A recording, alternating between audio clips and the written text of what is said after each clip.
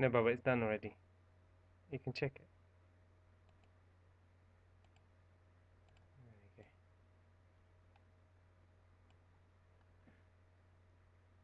Can you all see that okay? Alright, inshallah. Apologies for the delay. أعوذ بالله من الشيطان الرجيم. أعوذ بالله من الشيطان الرجيم. بسم الله الرحمن الرحيم. بسم الله الرحمن الرحيم. هنالك دعا زكريا ربه قال رب هب لي من لدنك ذرية طيبة إنك سميع الدعاء فنادته الملائكة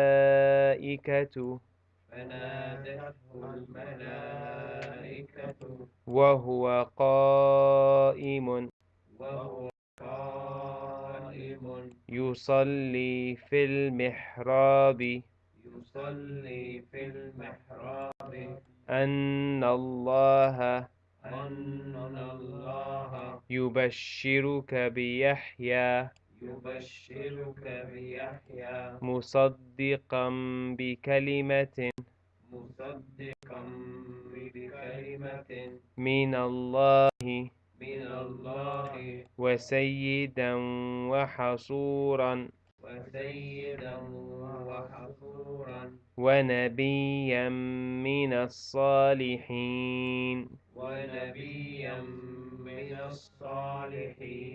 قال رب أنى يكون لي غلام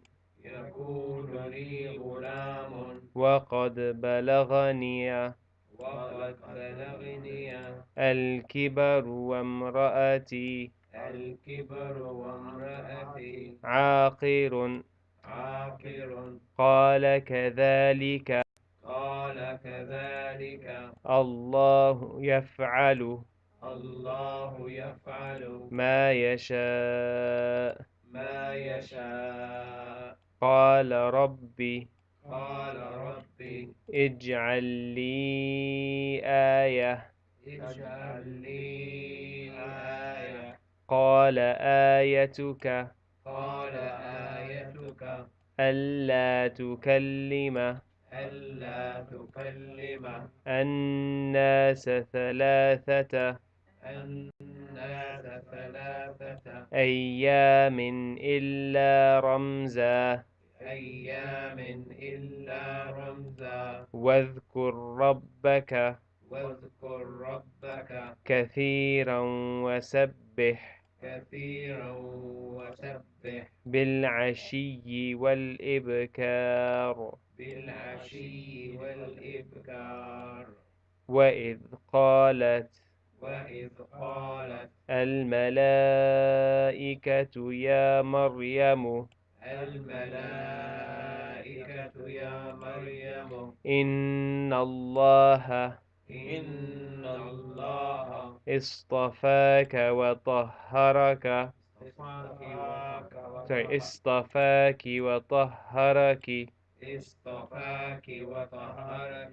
واصطفاك على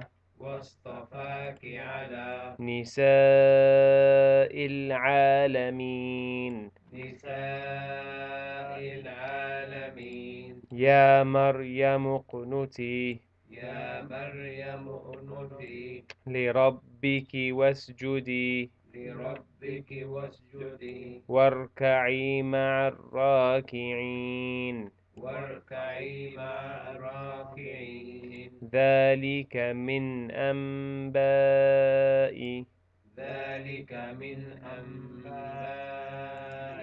الغيب نوحيه إليك وما كنت لديهم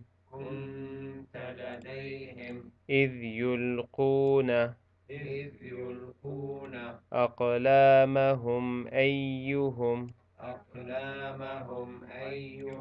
يكفل مريم يكفل مريم وما وما كنت لديهم إذ يختصمون يختصمون إذ قالت الملائكة إذ قالت الملائكة يا مريم يا مريم إن الله يبشرك الله يبشرك بكلمة منه بكلمة منه اسمه المسيح عيسى بن مريم عيسى بن مريم وجيها في الدنيا وجيها في الدنيا والآخرة والآخرة ومن المقربين ومن المقربين ويكلم الناس الناس في المهد في المهد وكهلا وكهلا ومن الصالحين ومن الصالحين قالت ربي أنى يكون لي لي ولد ولم يمسسني بشر ولم يمسسني بشر قال كذلك الله يخلق ما يشاء ما يشاء إذا قضى أمرا إذا قضى أمرا فإنما يقول له كن فيكون له كن فيكون ويعلمه الكتاب والحكمة والتوراة والإنجيل ورسولا إلى بني إسرائيل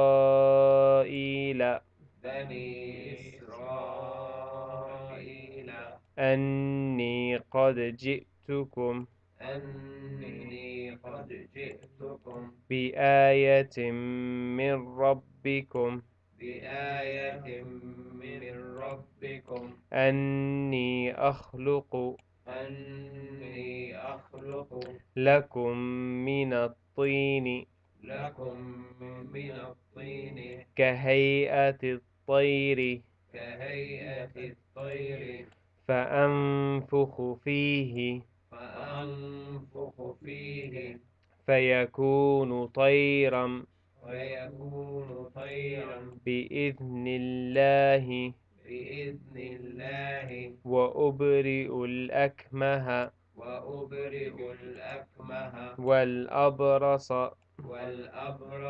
وأحيي الموتى بإذن الله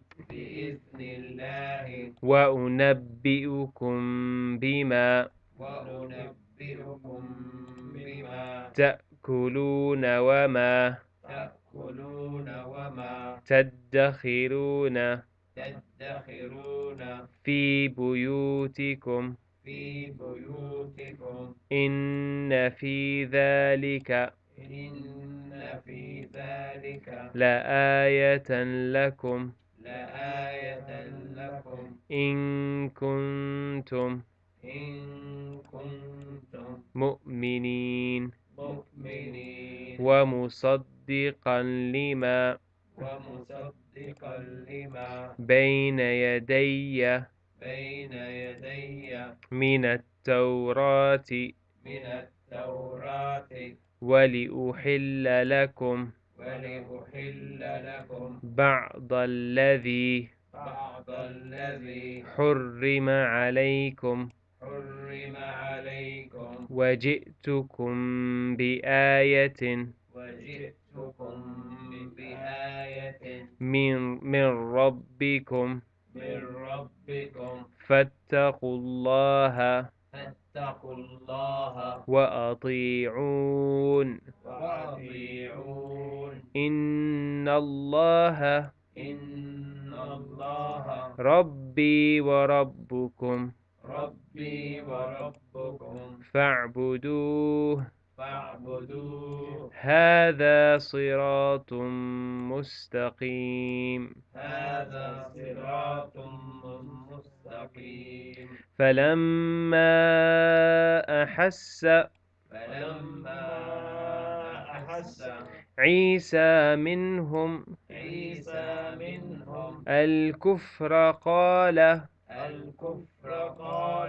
من أنصاري من أنصاري إلى الله إلى الله قال الحواريون قال الحواريون نحن أنصار نحن أنصار الله الله آمنا بالله آمنا بالله واشهد بأننا مسلمون واشهد بأننا مسلمون ربنا آمنا ربنا آمنا بما أنزلت بما أنزلت واتبعنا الرسول واتبعنا الرسول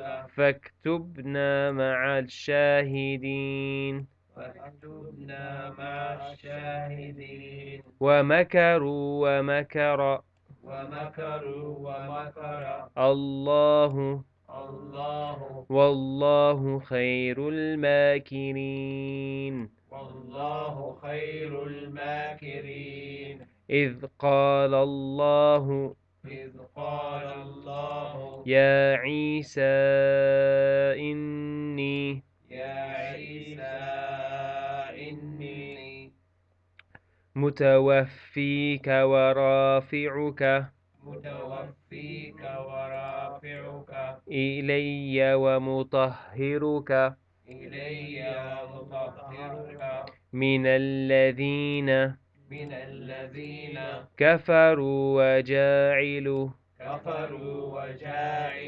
الذين اتبعوك الذين اتبعوك فوق الذين فوق الذين كفروا إلى يوم القيامة ثم إلي مرجعكم ثم إلي مرجعكم فأحكم بينكم فيما كنتم فيه تختلفون فأما الذين كفروا فأعذبهم عذابا شديدا في الدنيا والآخرة وما لهم من ناصرين وأما الذين آمنوا وعملوا الصالحات فيوفيهم أجورهم والله لا يحب الظالمين ذلك نتلوه ذلك نتلوه عليك من الآيات عليك من الآيات والذكر الحكيم. والذكر الحكيم. إن مثل إن مثل عيسى عند الله عيسى عند الله كمثل آدم كمثل آدم خلقه من تراب خلقه من تراب ثم قال له ثم قال له كن فيكون. كن فيكون. الحق من ربك الحق من ربك فلا فلا تكن من الممترين. من الممترين. فمن حاجك فمن حاجك فيه من بعد فيه من بعد ما جاءك ما جاءك من العلم من العلم فقل تعالوا فقل تعالوا ندع أبناءنا ندعو أبناءنا وأبناءكم وأبناءكم ونساءنا ونساءكم ونساءنا ونساءكم وأنفسنا وأنفسكم وأنفسنا وأنفسكم ثم نبتهل ثم نبتهل فنجعل لعنة الله على الكاذبين. الله على الكاذبين. إن هذا لهو إن هذا لهو القصص الحق القصص الحق. وما من إله وما من إله إلا الله إلا الله وإن الله وإن الله لهو العزيز الحكيم. لهو العزيز الحكيم. فإن تولوا فإن تولوا فإن الله فإن الله عليم بالمفسدين. عليم بالمفسدين.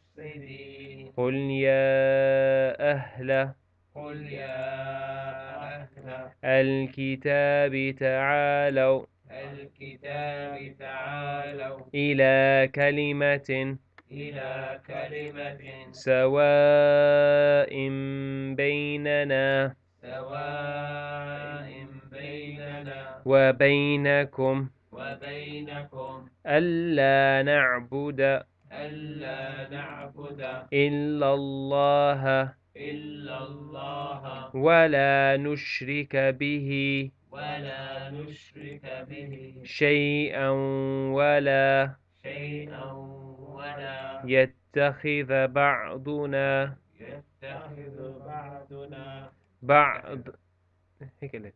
يتخذ بعضنا يتخذ بعضنا بعضا أربابا بعضا أربابا من دون الله من دون الله.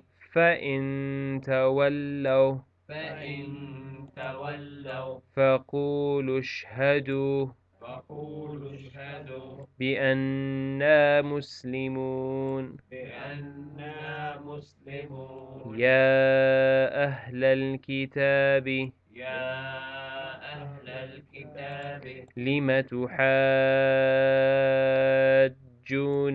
لم تحاجون في إبراهيم في إبراهيم وما أنزلت وما أنزلت التوراة والإنجيل التوراة والإنجيل إلا من بعده إلا من بعده أفلا تعقلون أفلا تعقلون ها أنتم هؤلاء ها أنتم هؤلاء حاججتم فيما حاججتم فيما لكم به علم لكم به علم فلم تحاجون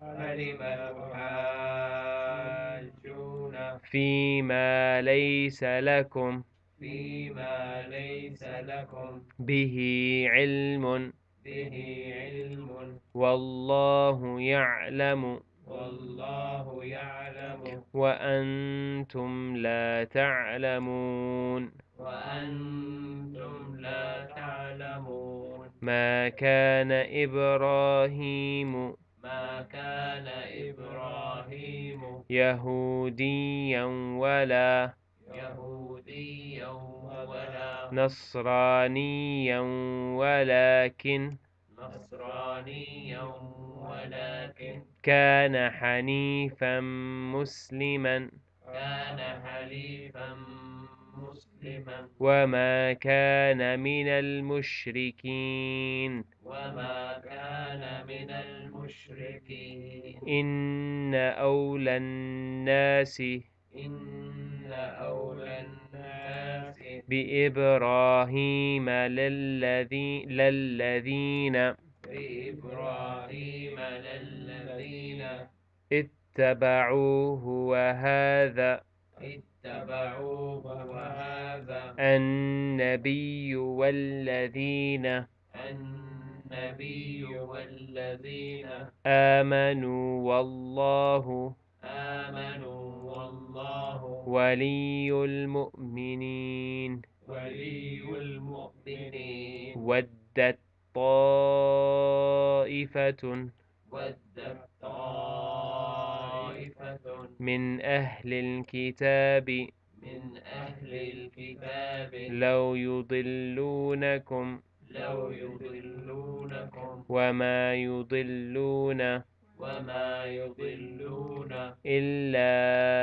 أنفسهم إلا أنفسهم وما يشعرون وما يشعرون يا أهل الكتاب يا أهل الكتاب لم تكفرون لم تكفرون بآيات الله بآيات الله وأنتم تشهدون وأنتم تشهدون صدق الله العظيم صدق الله العظيم بسم الله الرحمن الرحيم الحمد لله رب العالمين وصلى الله على سيدنا محمد وآله وصحبه وسلم.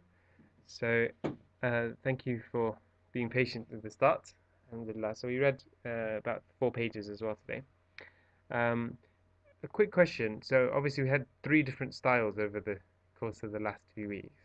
Ubadah focused more on this, teaching you how to read. So he did a lot of the tajweed and things. And obviously mine's just to get through it. And my dad did a bit of a hybrid. Would you prefer we do more of the teaching to go how to read, or would you prefer to do just getting through it and reading it, or a bit of both? I mean, if it's because my hearing's not great, and also my bad habits are set in stone as well, sort of thing. And I know it's important to read the Quran and correct pronunciation, because if you one tiny poor pronunciation, the meaning changes, and so essential as well. If it's kind of certain, like I spent a long time, last, obviously not actively, I'm lazy as well, and like ain and tha, and we say, alif bet they say in Urdu. So, and that was a confusion. And ain also is not pronounced properly, and ha is another one. These are common mistakes by Pakistanis, and But the other ones which Ibada mentioned last time, those were new for me, and I know it's important, and it's going to take a while to learn those ones. Zal and Zay, I find that quite difficult, and maybe I like kind of 55. I prefer this one than 45 of the other one, but Yeah, then again, I can understand that's important as well. yeah. Okay. I don't know. Any It's a mix. thoughts? Same thing. I think the purpose, the reason I set this up was not to make it a lesson, because then people get disenfranchised and then they just stop reading. Yeah. The purpose of this is to get through the Quran. Yeah. So I appreciate you do need to learn, Yeah. and that can happen in other places. The only other thing I was thinking is instead of the reflections, we can do kind of a small little thing of how to do tajweed, but I think that's harder to do. But okay, I just wanted to make sure we're on the same page. My preference is to get through it because Yeah. that's what I initially wanted to set it up. Okay, so a very short reflection on this, inshallah, because we kind of lost some of the time earlier. So we've done of the lawnmowers, we've done L and A. Any bonus points for remembering what they stand for And then in the lawnmowers? L is the length of the passage or verse or someone. Yes, A, another verse. So you bring another bonus points. Another verse where you bring another verse to compare and contrast and to understand the thing. So we're on W. So there's two W's in lawnmowers. So one is when context, and the other one is words chosen. I believe I've already done words chosen a few different times in different places. But I'm going to do the when context one now because the passages here kind of allow for it to be easy. Now, when context is potentially one that is harder to do reflection on because it requires a bit more research and thinking and background reading and understanding. But it's also perhaps some of the richest things. So there's two ways I'm going to do it today. So remember that we got up to ayah 70, that there's a couple of things. So Allah Azza Jal, there's two ways of doing this. The way I explained it to the children is, on the one hand, when Allah talks about a story, or Allah talks about a person, you need to dig into the background of the person or the story to understand the bigger picture behind what Allah is saying. So a lot of the beginning of Surah Al-Imran and what we've read here is reflecting on the story of Imran, his family, his son and daughter, and or his daughters, and then subsequently Isa alayhi salam, and that whole process. And the beginning of this ayah, which or the beginning of this passage, Allah says, "Inna Allah astafa Adam wa Nuhan wa ala Ibrahim wa ala Imran al alamin." Allah has chosen, Allah has selected Adam, Noah, the family of Ibrahim, and the family of Imran above all creation, or from all creation. And an example of when context would be, why has Allah chosen those four people? What do you know about those four people? So you start off the process by writing everything you know about them or researching whatever you can about those people. And then you try and connect the dots between the meaning in the verse, which is the selection of these people, and what they did that you researched and found that made those people special. So there's lots of, I've been thinking about this verse for a couple of weeks now, but there's lots of interesting things because even if you look at all four of the names mentioned, it's interesting why those four people and why those four people in particular. The first two, their families are not included, but the second two, their families are included. And then you can look at things like Sayyidina Nuh alayhi salam's wife and his son didn't believe. Sayyidina Adam alayhi salam, the father of all of humanity, but he had two children, one of which killed the other. Al Imran had a very pious family around him, but Allah didn't select Noah any less than He did select the family of Imran. Imran wasn't a prophet, whereas the other three people were, as far as we're aware. So there's all these kind of variances, but Allah gave different archetypes of people to show that there's a different archetype of success and what those people are. So the more you dig into their backgrounds to learn why Allah selected those people, the more you begin to understand the verse more. So the reflection really is for you to do it in that way. The second verse I was going to mention, which is here. Um, so the second way you can do this Um, فَقُلْ تَعَالُوا نَدْعُ أَبْنَاءَنَا وَأَبْنَاءَكُمْ. When you say, so this verse here, the second way you can do when context is to look at the context in which the ayah itself was revealed to the Prophet ﷺ and the backstory behind it. So an example is this ayah here. فمن حاجك فمن حاجك فيه من بعد ما جاءك من العلم فقل تعالوا. So whoever kind of hajjaka is kind of to challenge you about what's fihi here is about the Quran and the revelation. من بعد ما جاءك من العلم, after that you've kind of the knowledge has come to you. He says this bit here. He says فقل تعالوا ندعو أبناءنا وأبناءكم ونساءنا ونساءكم وأنفسنا وأنفسكم ثم نبتهل فنجعل لعنة الله على الكاذبين. This verse is called the ayah of ibtihal. So Allah told the Prophet ﷺ to challenge I believe it was the Jews of the city. I think it was the Christians. The Christians had come to him as a emissary, as a group to Medina to challenge the Prophet ﷺ about the truthfulness of his book, of his thing. So he said, fine, let's invite our family, or here it says, abna'ana abna'akum, my children, your children, when my wives and your wives, or our women and your women, wa anfusana wa anfusakum, and myself and yourself, and then we'll do nabtahil. We'll kind of challenge. How would you translate ibtihal? A plea. It's kind of like a dua sort of thing. فَنَجْعَلْ لَعْنَةُ, we'll ask Allah to put the curse of our God on the liars. On the liars, liars. the ones that are lying. So the Prophet ﷺ came and he brought Sayyidah Fatima, Sayyid Hassan and Hussein, and he had a cloak and he brought them over them. And that's why it's called the ayah of ibtihal. And they're known as the people of the cloak. So if you've heard Ashab al-Burda, the people of the cloak, is referring to that immediate family that he brought in this situation. The Christians didn't turn up in this particular circumstance because they knew that they were in front of a truthful prophet and that they were lying against him. So they weren't going to kind of put that position in front of them. But that context of the story, there's a lot to be said there. And people have drawn many parallels. People have talked about the people who the Prophet ﷺ brought in the cloak and their specialness, and people talked about the challenge and how it worked. But the point of this letter, which is the when or context, is the more you dig into either A, the story contained within the verse and the people there, or B, the purpose behind the revelation of that verse. So when it was revealed, how it was revealed. Another famous ayah is the ayah of tayammum, the ayah where tayammum was permitted by Allah, where you can use dust to do wudu in the absence of water. Allah revealed the ayah in the context of Sayyidah Aisha losing her necklace, and her necklace was actually turned out to be sitting underneath the camel, and the whole army parked upon the command of the Prophet ﷺ, and they were all looking for this necklace.